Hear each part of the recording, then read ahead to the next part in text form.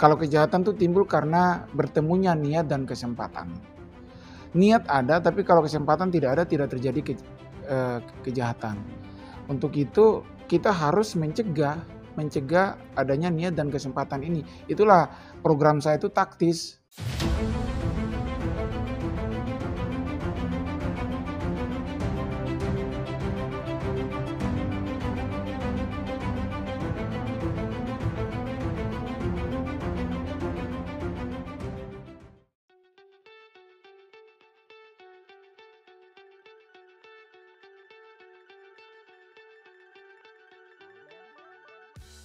Berbicara soal Jakarta, mungkin tidak sah rasanya kalau kita tidak membahas khusus tentang Jakarta Timur. Jakarta Timur ini salah satu kota di Jakarta yang memiliki luas cukup atau mungkin sangat luas dan jumlah penduduk yang sangat banyak.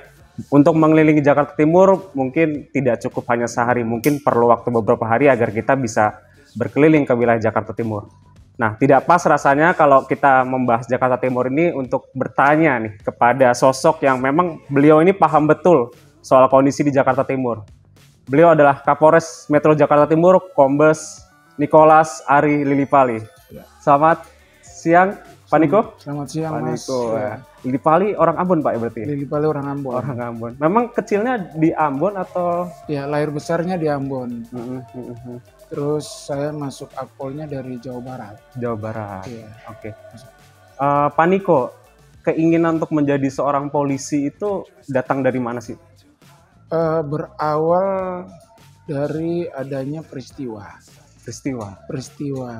yang bersentuhan dengan hukum. Itulah yang membawa daya tarik saya untuk bercita-cita untuk menjadi seorang polisi. Itu keluarga memang ada basic polisi atau memang Pak Niko yang tidak ada basic polisi, hanya saya sendiri. Dulu Pak Niko memang kenapa memilih seorang polisi? Kenapa tidak tentara atau profesi yang lain? Itulah yang saya bilang, berawal dari adanya keluarga yang bersentuhan dengan hukum. Disitulah saya melihat bahwa ada pekerjaan polisi ternyata sangat mulia. Pekerjaan polisi itu sangat membantu orang tua, sangat membantu masyarakat, membantu menertibkan masyarakat, melayani masyarakat, dan khususnya dari kegiatan menegakkan hukum itulah, maka itu yang membawa daya tarik saya untuk terjun ke dunia kepolisian. Pak Niko lulus Akpol 97. Iya. Pertama kali bertugas itu di mana? Pertama kali saya bertugas di Bali, Polda Bali. Iya. Oke. Berapa lama di sana, Pak? Selama 4 tahun. 4 tahun. Bisa diceritain nggak, Pak, awal tugas tuh di bagian apa, lalu pengalamannya seperti apa dulu, Pak, saat awal-awal tugas di Bali, apalagi bukan di daerah asal ya? Iya.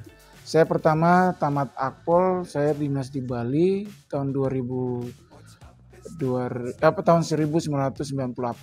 Masuk Bali, jabatan saya pertama itu Pamaptah di Polresta Badung. Pamaptah itu apa itu? Perwira Samapta yang membawahi para yang menjaga dinas, yang melaksanakan dinas 1 kali 12 jam waktu itu. Setelah dari Pamaptah saya menjabat sebagai Kanit Curanmor. Iya, Kanit Curanmor di Reserse, dan selanjutnya Kanit Jatanras di Reserse Polresta Badung waktu itu. Dan selanjutnya saya pindah menjadi Kanit Resintel Polsek Denpasar Selatan. Dari Kanit Resintel Polsek Denpasar Selatan saya kembali ke saya menjadi Kapolsek waktu itu, Kapolsek di Singaraja, Polres Buleleng. Setelah dari Kapolsek saya kembali ke Poltabes, waktu itu dari Polresta Badung sudah berubah nama menjadi Poltabes Denpasar. Saya menjadi sebagai kepala urusan pembinaan operasional Kaurbin Ops Reserse waktu itu. Dan setelah itu saya mengikuti pendidikan PTIK di Jakarta tahun 2002 sampai 2004. Ya. Lama di Reserse ya, Pak Niko? Iya, lama di Reserse. Pengalaman apa sih, Pak, yang didapat selama Pak Niko? Berapa tahun, Pak, di Reserse sampai? Kalau hitungnya, kalau saya di Bali itu semua jabatan saya di reserse ya. Harus reserse ya. Di luar Kapolsek waktu itu. Hmm. Terus di Jakarta juga saya dinas di reserse juga di Polda Metro Jaya. Pernah jadi kanit di Renakta, kepala unit di Krimsus, dalam hal ini Direktorat Sumdaling dan juga Direktorat Tipikor. Dan setelah itu saya juga jadi Kasat Serse di Polrestro Jakarta Timur tahun 2010. Dan memang lama saya di dunia reserse. Saya berdinas di Medan juga di dunia reserse, di reserse narkoba dan juga di reserse kriminal khusus. Pak Niko kan lama di reserse ya, kayaknya hampir separuh karir polisinya tuh di reserse. Pelajaran apa sih Pak yang selama Pak Niko melihat berhubungan dengan pelaku-pelaku kejahatan dari awal karir Pak Niko sampai sekarang? Pelajaran apa Pak yang kira-kira Pak Niko, oh nih ada hikmah yang bisa diambil? Iya, memang kita tidak seutuhnya menyalahkan para pelaku kejahatan ya. Kalau bagi saya pribadi, saya melihat bahwa akar masalah yang ada pada mereka itu kenapa sampai mereka melakukan kejahatan. Kalau secara teoris banyak, tapi secara praktek yang saya dapatkan informasi dari mereka karena kegagalan pendidikan, kegagalan ekonomi, usaha-usaha mereka untuk meningkatkan ekonomi mereka, pemenuhan hidup. Pemenuhan hidup itulah yang membuat mereka rata-rata melakukan kejahatan. Biasanya kalau rentang umur pelaku kejahatan yang mungkin selama Pak Niko tangani itu mayoritas tuh orang dewasa atau justru didominasi anak-anak? Tergantung kejahatan yang mana dulu. Kalau kejahatan yang kalau di korupsi, saya kan di Kanit korupsi di Polda Metro Jaya dan juga Kasubdit korupsi di Sumatera Barat. Ya pelaku kejahatan pasti orang-orang yang berpendidikan. Iya. Yang punya jabatan ya Pak ya. Pejabat mungkin ya. Pejabat. Kalau yang kriminal konvensional jalanan ya macam-macam umurnya ya. Kalau dilihat dari umurnya ada yang berkisar rata-rata tuh antara kejahatan yang mana juga sih lihatnya. Kejahatan keras atau curanmor. Ya, semuanya rata-rata itu masih produktif, usia produktif. Oh ya? Ya. Kalau kejahatan seperti jalanan tawuran itu kebanyakan yang masih remaja, masih sekolah, yang putus sekolah, seperti itu. Lalu biasanya akar masalahnya tuh lebih ke kalau yang usia-usia produktif itu kan artinya mereka bisa bekerja Pak ya. Artinya mereka bisa menghasilkan uang gitu ya dari usia mereka. Lantas kenapa mereka kok nekat gitu Pak melakukan aksi? Apa karena tidak ada wadahnya atau memang karena motif keinginan dari diri mereka untuk melakukan kejahatan? Pak Niko melihatnya? Kalau saya melihat kalau kejahatan remaja ya yang dilakukan oleh pelajar itu rata-rata itu ingin mendapatkan penghargaan dalam penghargaan dari kelompoknya. Terus ada juga motivasi untuk aktualisasi diri. Dia diakui dari kelompoknya, diakui oleh teman-temannya. Solidaritas antar kelompoknya mereka. Dan yang paling terpenting adalah ketidaktahuan juga. Ada juga yang hanya ikut-ikutan pengakuan ya, keterangan dari para pelaku tawuran itu. Tapi di sini saya melihatnya akar masalah yang paling utama adalah pengawasan dari orang tua yang kurang ketat ya. Bagi kami pengawasan orang tua itu harus benar-benar pengawasan melekat dan fungsional. Dia fungsi sebagai orang tua itu apa sih? Melekatnya di mana? Karena kadang-kadang orang tua kerjanya mungkin waktunya habis karena kerja, jadi kecapean pulang di rumah dia menganggap anak-anaknya baik-baik saja. Ternyata mereka punya kelompok, pergi dengan kelompok melakukan kejahatan seperti itu. Jadi intinya di keluarga sih, ya pengawasan keluarga. Terus anak-anaknya juga yang putus sekolah, kan nalar mereka kan pasti kurang begitu baik lah untuk oh ini kejahatan dampaknya bagaimana, dampak positifnya gimana, dampak negatifnya gimana. Yang mereka kejar hanya dampak positif bahwa mereka diakui oleh kelompok mereka dan dapat mengaktualisasi diri mereka. Seperti itulah kebutuhan dasar ya. Kalau seperti teori dari Abraham Maslow tentang kebutuhan, ya itulah kebutuhan nomor 3, penghargaan dan aktualisasi diri itu yang dikejar sama mereka. Oke, baik. Pak Niko juga menghabiskan sisa karir sebagai Kapolres. Sudah berapa jabatan Pak Kapolres? Saya ini yang ketiga kali. Ketiga, 2 itu kalau nggak salah di Sumatera Utara, Pak. Sumatera Utara ya. Lalu pernah juga tugas di Papua. Iya. Oke. Perbedaannya apa sih Pak dari ujung ke ujung itu? Oh pasti karakteristik yang pertama, karakteristik masyarakatnya sudah pasti beda ya. Di Jakarta kita seperti kata orang pepatah Minang ya, di mana bumi dipijak, di situ langit dijunjung. Yeah. Jadi bagi saya polisi, kita harus bekerja melihat karakteristik masyarakatnya. Apakah homogen, heterogen, itu dulu yang menjadi dasar. Terus kita melihat mereka itu keinginannya bagaimana. Kan kalau homogen, kita pendekatannya berbeda, heterogen juga kan pendekatan berbeda. Kalau orang heterogen kan lebih terbuka ya. Kalau homogen kan agak tertutup. Tapi keterbukaan itulah membuat orang hidup agak bebas. Yang seperti itu. Ingin bersaing satu dengan yang lain. Jadi untuk di Jakarta ini masyarakat heterogen yang hidupnya terbuka. Persaingan antara warga masyarakat itu sangat ketat untuk mencari kehidupannya yang lebih baik. Pak Niko juga sebelum dari sini di Papua ya? Iya. Cerita dong Pak, di sana apalagi sempat jadi Dirpam Ovid, itu tantangannya seperti apa tuh Pak selama di Papua? Kalau di Papua itu seperti fungsi kepolisian di seluruh Indonesia sama saja, cuma memang menghadapi karakter masyarakatnya yang kita harus spesifik. Itu luas sekali Pak ya wilayahnya? Itu luas. Kalau di Papua itu dari Merauke sampai di ujung selatannya Merauke, ujung utaranya ya di Jayapura. Ujung selatan itu ada kalau nggak salah berapa Polres ya? 20 sekian Polres itu. Satu Polda itu Pak ya? Iya.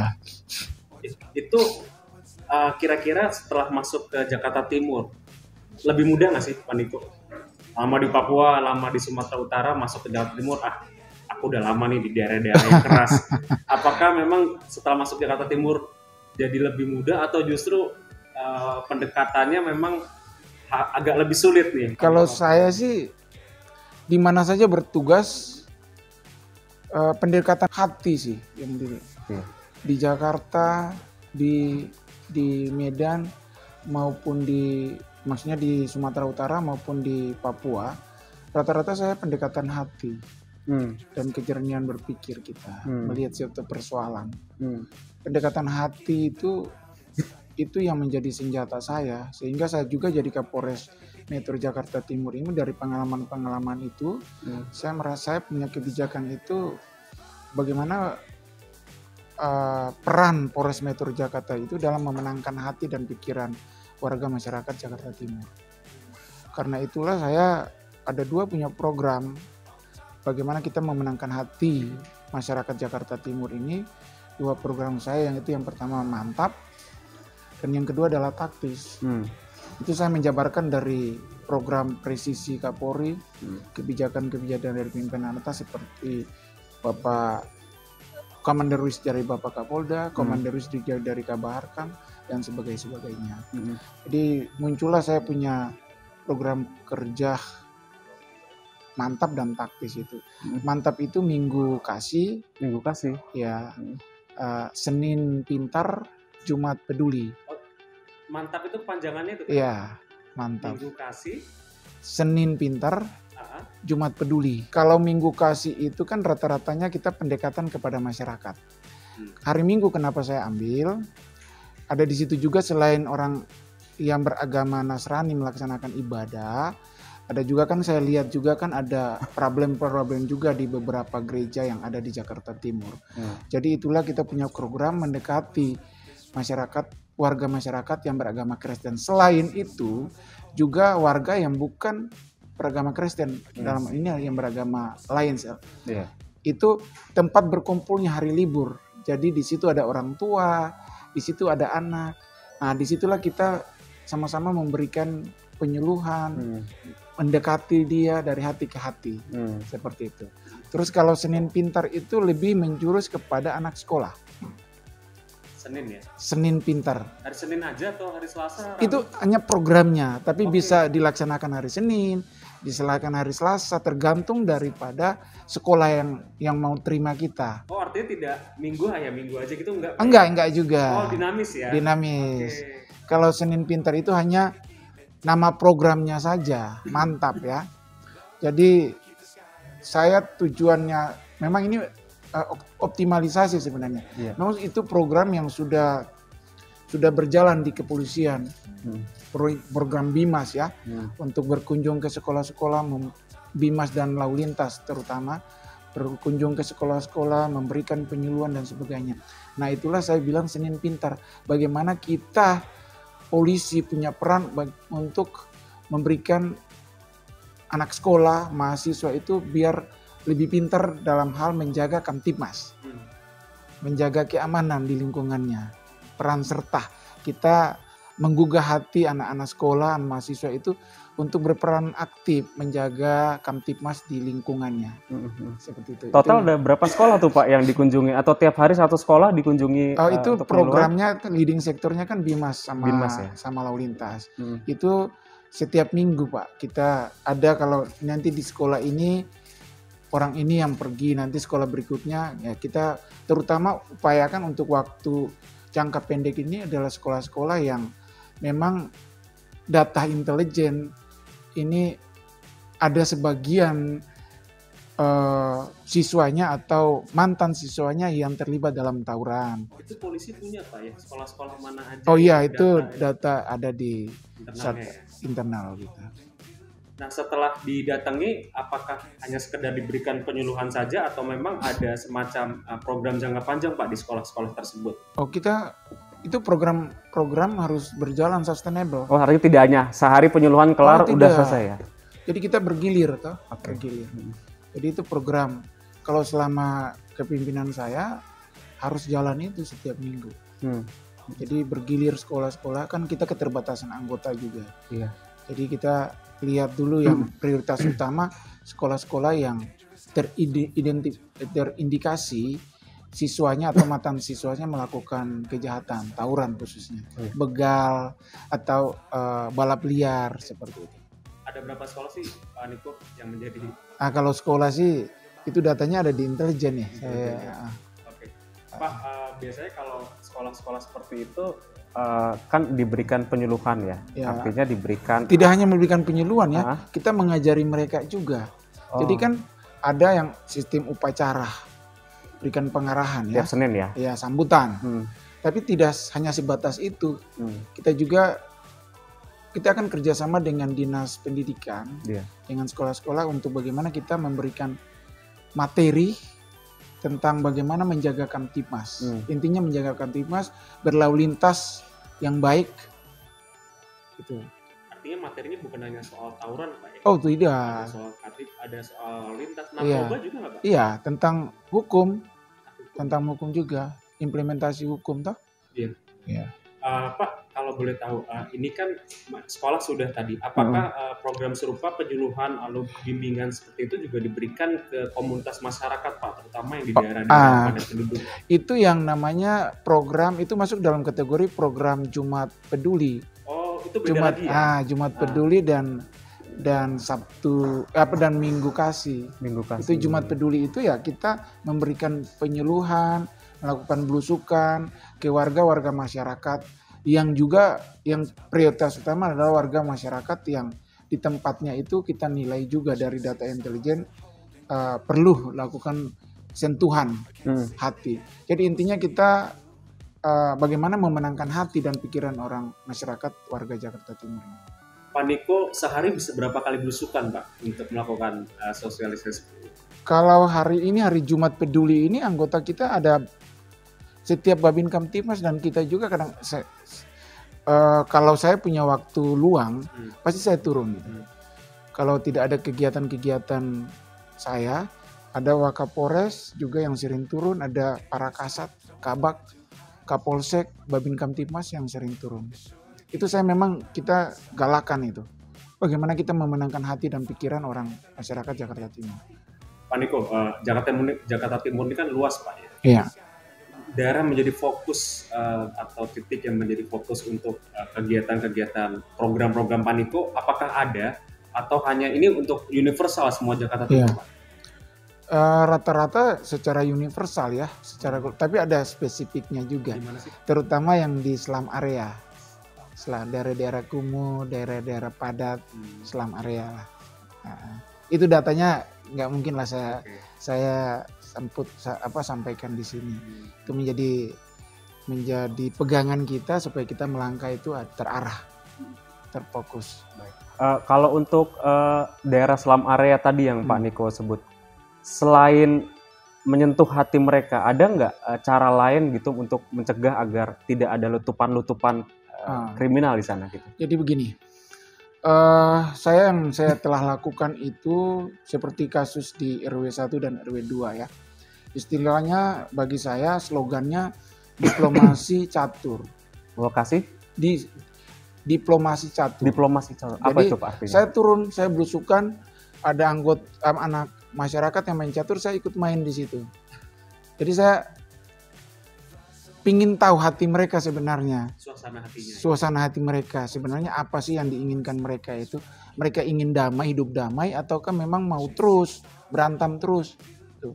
Dalam kasus tawuran khususnya saya mengambil contoh RW 1 dan RW 2 Cipinang Besar Utara. Itu saya turun untuk mengetahui suasana hati mereka. Saya tidak hanya suasana hati mereka pada masyarakatnya, tapi ibu-ibunya, pejabat daripada kelurahannya, RT RW-nya, itu saya ingin tahu suasana hati mereka. Dan disitulah saya mengambil kesimpulan, ternyata mereka mau diatur kok. Bukan mereka tuh mau ingin bebas. Mereka ingin diatur. Nah, pendekatan kita saja. Nah, karena mereka ingin diatur, maka saya mengundang para pejabat, Porkopimcam, kecamatan, tingkat kecamatan, dan camat untuk kita membicarakan ini bersama-sama dengan mereka. Setelah itu baru kita melaksanakan upaya lanjutan, yaitu kita deklarasi damai. Deklarasi damai. Iya. Ya. Pak Niko kan rekonsiliasi lah. Dan Pak Niko kan tadi cerita ya, suka ikut main catur bersama warga, terus ketemu mereka, dengar keluhan. Keluhannya kalau boleh dikasih tahu Pak, apa saja sih Pak keluhan mereka itu? Keluhan mereka itu saling menyalahkan satu dengan yang lain. Maksudnya gimana? Jadi mereka memvonis kelompok ini duluan yang salah, yang sana menyerang sini. Oh, di sini yang suka duluan yang membuat gara-gara.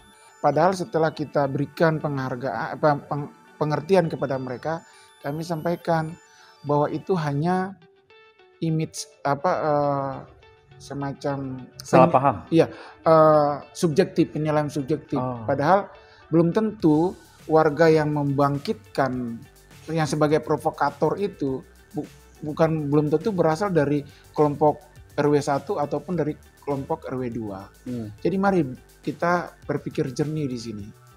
Buka hati kita, sama-sama kita pikir jernih untuk melihat suasana ini. Kalian kan sudah bilang sama saya bahwa kalian mau hidup damai. Orang tua sampai nangis-nangis, pingin hidup damai, biar mereka bisa berjualan, anak-anak kecilnya itu tidak terganggu. Karena efek daripada mereka hidup seperti itu kan pasti ada tindakan tegas yang dilakukan oleh pihak kepolisian. Contohnya membubarkan mereka itu kan menggunakan gas air mata. Ini dampak gas air mata juga kan bisa mengganggu anak-anak yang masih kecil. Jadi dalam hal ini pendekatan soft approach yang kami utamakan di sini, pendekatan soft. Jadi pendekatan halus dulu, nanti bertingkat ya. Nah, itulah dalam satu deklarasi damai yang sudah kami lakukan bersama warga itu kan di situ ada salah satu poinnya, apabila tidak mengindahkan deklarasi damai kesepakatan bersama ini, maka pihak kepolisian akan melakukan tindakan tegas. Nah, itulah baru kita melakukan langkah berikutnya adalah hard approach, pendekatan tegas. Inilah kita harus mengidentifikasi ada dua jenis pelaku tawuran. Ada pelaku tawuran antar warga yang kehidupannya statis. Ada pelaku tawuran yang sifatnya dinamis, antar pelajar, antar pemuda. Kan kita tidak bisa mendeteksi dengan pasti mereka akan melakukan tawuran di mana. TKP, tempat pertemuan mereka itu kan kita tidak. Nah ini random Pak ya? Iya random mereka. Jadi mereka kunci-kuncingan dengan kita. Kalau polisi melakukan patroli, mereka tidak bergerak. Setelah polisi tidak melakukan patroli, mereka bergerak untuk melakukan tawuran. Artinya mereka hafal tuh Pak ya jam-jam patroli itu? Mereka hafal, jadi mereka kayak kejadian yang hari ini mereka melihat polisi jam istirahat nih, jam sholat subuh nih. Nah, itulah kita sangat membutuhkan informasi dari seluruh lapisan masyarakat untuk memberitahukan kepada kami informasi sekecil apapun, detail, informasi sekecil apapun tentang adanya indikasi pelaku-pelaku kejahatan atau pelaku-pelaku tindak pidana dalam itu. Pelaku-pelaku yang ini mengganggu situasi Kamtipmas. Ada nggak Pak pengaruh narkoba dalam setiap tawuran-tawuran itu? Atau miras? Kalau hasil penindakan kita dan berita acara yang mereka sampaikan, memang mereka sebelum tawuran itu mereka minum minuman keras. Artinya ada pemicunya Pak Niko ya? Ada pemicunya, ada triggernya.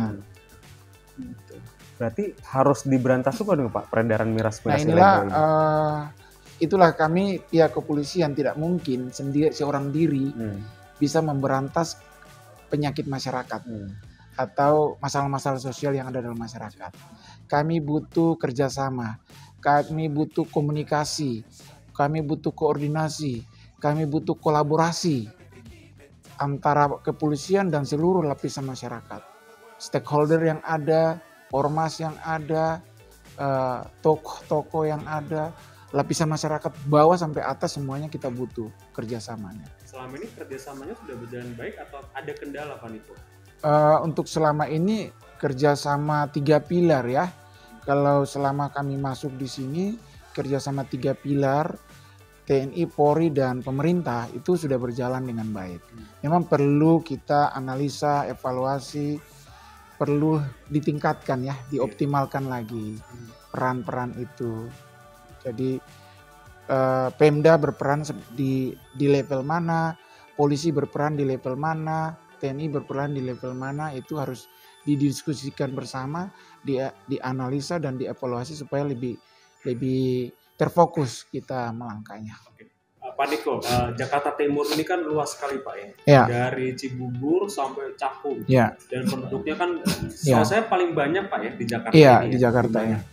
Ada tantangan nggak sih buat Pak Niko? Oh kalau tantangan udah pasti ya. Apa sih Pak tantangannya? Dengan jumlah penduduk dan kehidupan masyarakat yang heterogen, pasti tantangannya berat, pasti ada. Di Jakarta Timur ini kan ada 10 kecamatan, 65 kelurahan, 10 polsek juga berarti ya? 10 polsek, 65 kelurahan, 3,3 kalau nggak salah 3,303 juta jiwa. Dan kalau siang mungkin bertambah ya? Kalau siang pasti bertambah karena orang ya dari Bekasi, ada lalu lintas kan. Kalau dari Bekasi kan pasti melewati Jakarta Timur. Kalau itu perhitungannya kan yang tetap saja penduduk Jakarta Timur. Kalau warga masyarakat kan pasti banyak gitu. Dari mana saja kan, dari Depok, dari Bogor, dari Bekasi. Bahkan saya dari Tangerang aja kadang suka main ke Jakarta. Itu berarti kan bertambah warganya kan. Seperti itu. Biasanya kalau dengan warga yang sangat banyak itu dan heterogen juga, itu kira-kira Pak potensi mereka melakukan kejahatan itu seberapa besar? Kalau potensi kejahatan itu kan pasti ada, peluang itu besar. Niat, kalau kejahatan itu timbul karena bertemunya niat dan kesempatan. Niat ada, tapi kalau kesempatan tidak ada, tidak terjadi kejahatan. Untuk itu kita harus mencegah adanya niat dan kesempatan ini. Itulah program saya itu taktis. Taktis itu mengantisipasi, mengurai dan menindak pelaku kejahatan seperti tawuran, bandit, dan juga gangster. Tawuran sudah jelas ya, kalau bandit itu saya kategorikan itu seperti yang orang-orang bandit lah, macam asulia, begal, pencurian, jambret dan sebagainya. Gangster itu kayak ya seperti itulah, orang-orang pelaku jalanan itu, kayak balap-balap liar itulah. Itu pelakunya warga Jaktim atau memang ada dari luar Pak yang minjem tempat di sini untuk melakukan aksi? Ada juga warga Jaktim, ada juga warga yang dari luar. Yang pelaku tawuran ada juga yang bukan orang warga Jakarta Timur, ada warga Jakarta lain. Dua kubu itu bukan orang Jakarta Timur Pak? Apanya tuh? Yang pelaku tawuran itu? Oh itu mayoritasnya orang Jakarta Timur, tapi ada juga yang dari luar datang ke sini. Pertemanannya atau bagaimana diundang ke sini, ketidaktahuan dia ikutlah. Kalau kejahatan tawuran ya, kalau kejahatan kekerasan ya pasti bukan hanya warga Jakarta Timur, warga dari luar juga. Itu kan yang pertemuan antara niat dan kesempatan kan. Curanmor, niat dan kesempatan. Kendaraannya itu diparkirnya pakai kunci pengaman atau tidak. Dan sebagainya lah. Nah, lalu peran RT RW Pak Niko melihatnya di Jakarta Timur ini apakah sudah kooperatif dengan kepolisian atau memang ada beberapa RT RW yang memang belum kompak nih soal yang mencegah kejahatan ini Pak? Kalau peran RT RW secara simbolik mereka jalan bersama dengan Babin Kamtipmas. Tapi itulah saya sampaikan bahwa perlu evaluasi supaya peran-peran itu berjalan dengan baik. Evaluasinya seperti apa? Evaluasinya seperti begini. Mereka itu RT RW itu kan sebagai agen intelijen. Mereka itu perannya sampai di mana? Kalau mereka melihat ada kejahatan, jangan mereka menutup diri, menyembunyikan warganya. Ada nggak Pak yang sampai seperti itu? Oh iya ada lah, yang tidak mau juga berterus terang. Oh pelaku kejahatannya ini kan dia juga melindungi warganya kan, seperti itu. Jadi itulah yang saya bilang harus kita evaluasi bersama. Kan tidak serta merta kalau dia jujur sama kita, terus warganya kita hukum. Kan kita bisa juga memberikan pembinaan. Tapi di image-nya mereka, kalau mereka terbuka memberikan informasi tentang warganya, takutnya terlibat terus dihukum, ditahan. Belum tentu. Kita melihat case by case, kasus per kasus kan. Padahal kita pendekatannya ingin menertibkan warga masyarakat. Itulah yang saya bilang, ini yang harus dievaluasi. Evaluasi hal-hal seperti itu. Pak Niko juga infonya juga suka ketemu RT RW ya Pak? Oh iya. Itu tiap kapan? Saya kan baru 2 minggu di sini ya. Banyak PR yang saya harus laksanakan. Saya punya staff-staff ini sampai saya salut sama mereka. Mereka masih punya semangat yang tinggi, padahal sudah banyak orang yang sudah tua, udah punya cucu-cucu. Saya kasihan juga sama mereka. Kalau mereka mengikuti irama saya kan, jadi kadang-kadang saya bilang kalau nggak kuat ikut irama saya, silakan istirahat, jangan dipaksakan. Yang paling utama adalah kalian jaga kesehatan dulu. Karena kalau sakit, yang rugi dirimu dan keluarga. Saya selaku Kapolresnya bilang kasihan. Bantuan sampai di mana saya berikan, organisasi sampai di mana memberikannya. Itu jaga kesehatan, terus keselamatan. Bagaimana kita mau menyelamatkan warga kalau keselamatan kita terancam? Itu yang saya tekankan sama mereka, yang paling utama adalah jaga kesehatan dan keselamatan. Lainnya baru kita lakukan. Jangan kalau nggak kuat ikut irama saya, tapi sampai saat ini saya punya tim ini masih terus ikutin irama saya ini. Paten mereka hebat-hebat nih yang berdinas di Jakarta Timur ini. Mulai dari Wakapolres sampai tingkat bawah anggota juga. Perwira-perwira Kabak, Wakapolres, Kabak, Kasih, Kapolsek, Kanit, Panit itu mereka semangat. Saya 2 minggu menilai mereka sangat semangat untuk mau bekerja bersama-sama dengan saya. Total anggota berapa di Polres Jakarta Timur? Ada 1.400 berapa? 1452. 52. Sebanding nggak sih Pak dengan Enggak, Jakarta Timur? enggak mungkin, enggak sebanding lah Mas. Ini problem klasik, organisasi itu problem klasik. Kekurangan sumber daya manusia itu klasik. Tapi bagaimana kita bisa memanfaatkan sumber daya yang terbatas untuk mendapatkan hasil yang optimal. Saya nggak pakai kata maksimal ya, optimal. Sebaik mungkin. Sebaik mungkin. Jadi itu. Jadi kita gunakan. Saya kadang-kadang kan saya selalu ke polsek-polsek, ngobrol dengan mereka, saya melihat mereka punya kekurangan-kekurangan. Sarana prasarana kita saja minim di Jakarta Timur ini. Padahal ini metropolitan loh. Dan daerah objek vital juga Ah, objek vital ya, iya. Mobil patroli saja sudah banyak yang rusak. Itulah saya minta kabak saya untuk ajukan untuk yang mobil-mobil patroli di data disampaikan, karena itu kan membantu sekali ya anggota melaksanakan tugas. Ya. Pak Niko, dengan jumlah anggota Jakarta Timur yang sekitar 1000-an ya. 1452. Itu sudah termasuk polsek-polsek Pak ya? Iya semuanya. Bagaimana mengatur pola ritme bekerjanya Pak di tengah tekanan Kamtipmas ini yang sangat dinamis, terutama di Jakarta Timur? Nah ini terutama ini kita kemarin sudah ANEP saya terutama dengan Pak Wakapolres dan juga rekan-rekan, kita merubah pola ini, ritme, pola patroli khususnya. Itu yang saya bilang tadi, program taktis. Program taktis itu dari Samapta saja dia sudah punya pemikiran untuk menerobos ini. Dia melakukan sistem patroli yang namanya aras mikro, aras meso, dan aras makro. Itu melakukan patroli dialogis, one by one. Jadi individual. Itu dalam aras mikro ya. Jadi saya lakukan patroli, saya dialog dengan orang per orang. Polisi melakukan dialog orang per orang. Nah aras meso itu di atas individu adanya kelompok ya. Kelompok atau komunitas yang saling mengenal satu dengan yang lain. Ya aras makro itu kelompok yang bisa saling mengenal, bisa juga tidak saling mengenal, kan seperti itu. Itu yang luas. Jadi kita kerumunan orang, kita datang patroli di situ. Yang kalau meso itu kan saling mengenal ya satu dengan yang lain. Contoh kelompok-kelompok sekolah gitu ya. Kita patroli di daerah-daerah itu. Gitu.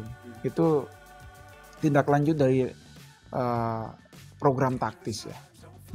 Pak, 10 kecamatan termasuk 10 polsek. Ya. Pendekatannya beda-beda nggak setiap kecamatan? Ya pasti beda-beda Mas, tergantung. Problemnya sama, beda atau? Beda. Dari Jakung berbeda problemnya. Memang pada umumnya hampir mirip, hampir sama. Tapi contoh tawuran ya. Tawuran di Jatinegara, warga antar warga. Tawuran di Ciracas, remaja antar remaja, pelajar antar pelajar. Beda-beda itu Pak? Beda-beda. Tawuran di Pulau Gadung, remaja antar remaja, pemuda antar pemuda. Jadi pendekatannya berbeda-beda. Nggak bisa kita hanya kebijakan begini, yaitu dijabarkan oleh masing-masing Kapolsek, masing-masing Kasat untuk pendekatannya itu. Yang saya harapkan tuh soft approach yang pertama, baru tingkatan sampai hard approach. Kita menggunakan kekuatan inti dari kepolisian untuk melakukan tindakan tegas. Seperti itu. Baik. Untuk target ke depan apa nih Pak Niko yang akan Bapak buat gebrakan lagi di Jakarta Timur? Target ke depan itu saya berharap masyarakat Jakarta Timur itu dimenangkan hati dan pikiran mereka. Itu kuncinya Pak? Kuncinya. Jadi tetap saya selalu menekankan kepada staf saya, Wakapolres sampai anggota semuanya, kita dekatkan dirimu, kamu turun ke lapangan. Jangan kamu sering-sering di kantor, tapi turunlah ke lapangan, lihat permasalahan masyarakat. Disitulah kamu akan melihat akar masalahnya dia. Kuncinya adalah kau tahu akar masalah masyarakat dulu apa. Maunya dia kemana, kita diskusikan bersama. Ya, Itu seperti kalau dalam istilahnya itu kepemimpinan berintegritas. Kepemimpinan berintegritas.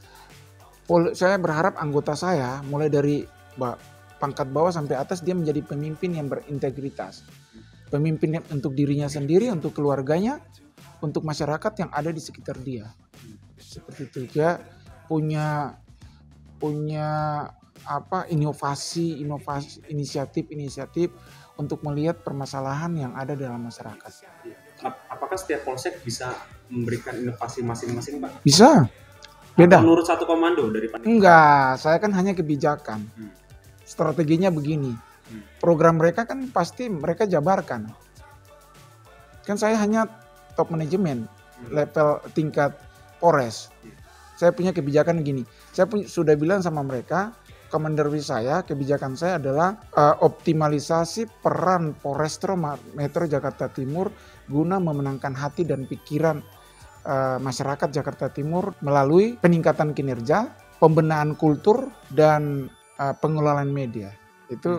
Itu kebijakan saya. Nanti strategi saya ini yang saya sampaikan tadi. Strategi saya begini.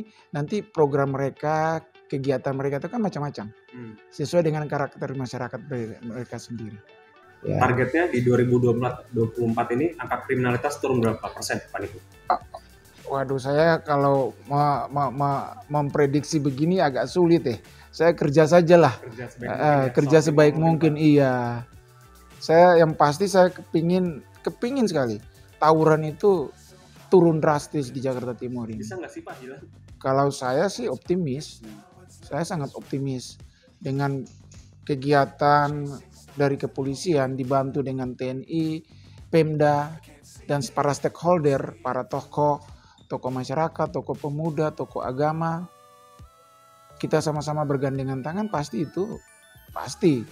Saya optimis pasti itu turun. Bahkan bisa hilang. Amin ya. Pak Niko, ini masuk masa-masa pemilu. Ada nggak himbauan buat masyarakat mungkin? Oh, saya punya himbauan ada. Ini kita juga mau sebarkan. Untuk itu himbauan saya dari selaku penanggung jawab keamanan yang ada di Jakarta Timur bersama juga dengan Bapak Kapolda, Wakapolda, dan para pejabat dan seluruh anggota yang ada di Polda Metro Jaya dan sekitarnya dan jajarannya. Ini ada 8 himbauan saya Pak ya untuk. Silakan, Pak. Ya, kalau bisa saya baca ya.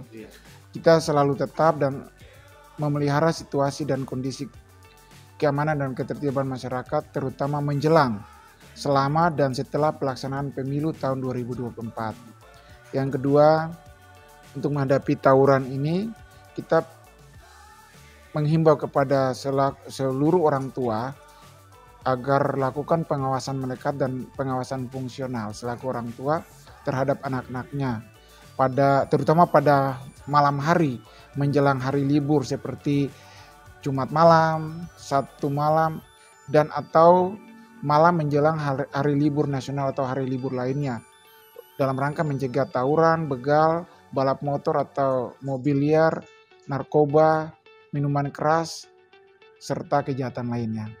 Dan yang ketiga, selalu kita menjalin komunikasi, koordinasi, dan kolaborasi antar warga masyarakat Jakarta Timur, serta kita melakukan kegiatan konstruktif secara bersama-sama agar terjalin kerukunan dan kedamaian hidup di Jakarta Timur. Yang keempat, kita saling menghormati, saling menghargai, dan pupuk terus solidaritas antar umat beragama dan antar organisasi yang ada dalam masyarakat. Yang kelima, kami pihak kepolisian juga berharap adanya peran aktif dari seluruh lapisan masyarakat dalam menjaga lingkungan sekitarnya serta untuk menciptakan rasa aman, nyaman, damai, dan sejahtera. Yang keenam, kita selalu harus memberikan empati antar sesama warga dan tidak saling menghakimi satu dengan yang lain. Yang ketujuh, hindari dan jangan mudah terpancing atau terprovokasi dengan berita-berita hoax yang ada berseliweran di dalam masyarakat dan tidak terlalu reaktif terhadap isu atau hoax yang ada yang diterima. Ya. Yang terakhir ini kami berharap bahwa keamanan, rasa aman, tertib ini tercipta bukan hanya dari pihak kepolisian. Kita berharap dari seluruh lapisan masyarakat, mari berikan informasi, kita sama-sama menjaga Kamtibmas ini dengan baik, berikan informasi sekecil apapun terhadap potensi pelaku kejahatan atau gangguan Kamtibmas yang ada di Jakarta Timur. Itu himbauan baik. Pak Niko. Terima kasih ya atas waktunya. Ya. Mungkin ke depan kita bisa ngobrol-ngobrol lagi Pak. Oh iya, terima kasih. Atau mungkin ada prestasi Pak Niko ke depannya yang bisa diekspos ke media. Itu bukan prestasi saya, itu prestasi seluruh anggota saya. Mohon maaf. Kita dukung terus Pak intinya pihak Kami kepolisian. hanya Commander Wis, kami hanya memberikan jalan, anggota kami yang kerja. Jadi yang berhasil itu anggota kami. Oke. Ya. Artinya kerja semua pihak Pak Semua ya pihak. dalam hal ini. Ya. Oke, Pak Niko, terima kasih Terima sekali lagi kasih, atas Mas. waktunya. Ya. Iya, itu saja pemirsa obrolan saya dengan Kapolres Metro Jakarta Timur, Kombes Nicholas Ari Lilipali. Beliau tadi cerita banyak soal bagaimana sih kondisi di wilayah Jakarta Timur. Dan setelah saya mendengar banyak paparan dari beliau, cerita dari beliau, saya yakin bahwa Kamtibmas di Jakarta Timur bisa lebih kondusif, bisa lebih damai dalam beberapa waktu ke depan. Dan tadi beliau juga menyampaikan 8 himbauan yang tadi sudah di print di kertas. Mungkin nanti bisa di-share ya di grup, di video agar nanti bisa ditampilkan juga agar masyarakat bisa baca. Intinya soal pemilu agar masyarakat tidak terpancing dengan berita-berita bernada provokatif hingga hoaks. Kita dukung terus Polri, kita doakan terus Polri agar bisa terus mengayomi, melindungi, dan melayani masyarakat sepenuh hati.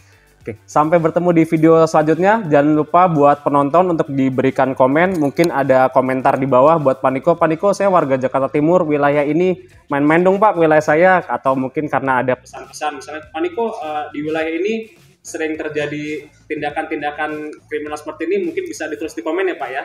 Mungkin nanti Pak Niko bisa baca, dan juga buat teman-teman untuk di subscribe terus video kami dan selalu diberikan like dalam setiap video agar kami dari JCC Network bisa memberikan informasi yang bermanfaat buat pemirsa semuanya. Sampai berjumpa di video selanjutnya. Terima kasih. Ya, terima kasih.